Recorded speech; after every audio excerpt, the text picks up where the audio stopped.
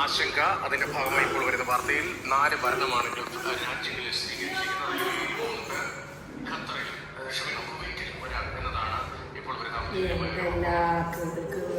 നാട്ടിലെ വാർത്ത കേൾക്കുമ്പോൾ ഇവിടെ എങ്ങനെ ജീവിക്കുക ചില നാട്ടിലേത്. കാരണം ഇവിടെ ഇല്ലയെന്ന് പറയില്ല, ഇവിടെ ചെറിയ ചെറിയ ഇതകളുണ്ട്, മിസൈൽ വരുന്നുണ്ട്, അതിനെ തടുക്കുന്നുണ്ട്, എല്ലാം ചെയ്യുന്നുണ്ട്. പക്ഷെ നാട്ടിലെ വാർത്ത കേൾക്കുമ്പോൾ ഞങ്ങൾക്കൊക്കെ പേടിയാവുന്നു ഇവിടെ ഇങ്ങനെ സംഭവിക്കുന്നുണ്ടോ എന്നുള്ളത്. നാട്ടിൽ നിന്ന് കോള് വരുമ്പോൾ നമ്മളറിയുന്നത് ഇത്രയും ഭീകരമാണോ നാട്ടിൽ എന്നുള്ളത്. പക്ഷെ ഇവിടെ ഒന്നുമില്ല, ഇവിടെ അങ്ങനെ കാര്യമായിട്ടൊന്നുമില്ല, ഇല്ല എന്ന് പറയുന്നില്ല, ഉണ്ട്.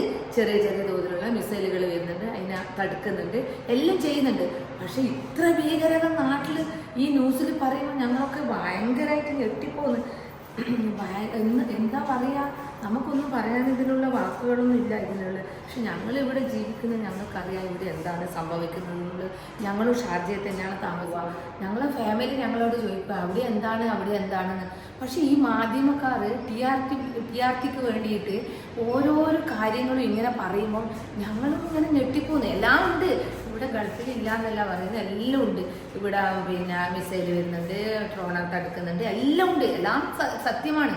പക്ഷേങ്കിൽ ഇതിൽ 5% ഈ ശതമാനം ശരിയുള്ളൂ. ഈ 95% വളരെ ഫേക്കാണ്. ഈ ഫാമിലികൾ മക്കളെ നിങ്ങൾക്ക് സുഖമാണോ, നിങ്ങൾ സേഫാണോ ചോദിക്കുമ്പോൾ നമ്മൾ സേഫാണ്, ഞങ്ങൾക്ക് ഫുഡിന് പ്രശ്നമില്ല, നമ്മളെല്ലാം സേഫാണ്, എല്ലാം ഉണ്ട്. ഓൺലൈൻ ക്ലാസ്, എയർപോർട്ട് അടിച്ചു, എല്ലാം ചെയ്തു. ഈ പറയുന്ന ഞാനും നാട്ടിലേക്ക് വരാൻ വിചാരിച്ചതാണ്, പക്ഷെ ഞങ്ങൾക്ക് വരാൻ പറ്റൂല എയർപോർട്ട്. അതൊരു സേഫ് അല്ലേ നമുക്ക്. നമ്മൾ എയർപോർട്ടിൽ വന്ന് ഫ്ലൈറ്റിൽ കയറി അവിടെ എന്തെങ്കിലും സംഭവിച്ചു കഴിഞ്ഞാൽ പിന്നെ നമുക്ക് ആർക്കും ഒന്നും പറയാൻ പറ്റില്ല. അതുകൊണ്ട് ഞങ്ങളൊക്കെ എല്ലാം സേഫാണ് ഇവിടെ. എല്ലാം നമുക്ക് ഫുഡ്, കടയിലൊക്കെ സാധനങ്ങളും എല്ലാം നമുക്ക് കിട്ടുന്നുണ്ട്. ഇവിടെ ഒരു ബുദ്ധിമുട്ടും വിഷമങ്ങളും ഇല്ല. ഞങ്ങൾ പേരൻസിനോട് പ്രത്യേകം പറയുകയാണ്, ഞങ്ങൾക്ക് ഒരു ബുദ്ധിമുട്ടും വിഷമങ്ങളും ഇല്ല.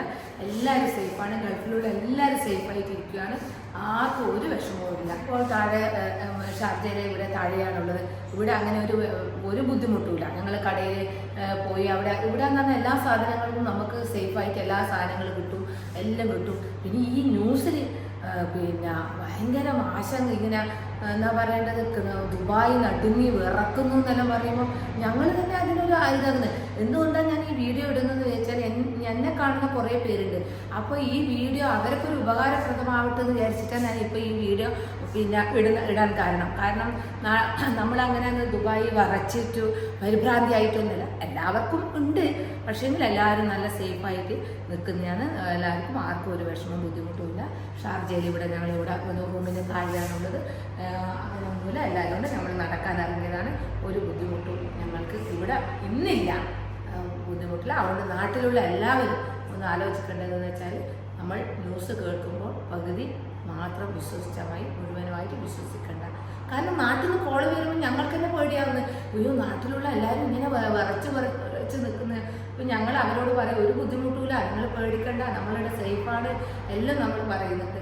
അതുകൊണ്ട് ഒരു വിഷമം ഞങ്ങൾക്ക് ഇവിടെ ഇല്ല. അതുകൊണ്ട് ആരും പേടിക്കണ്ട.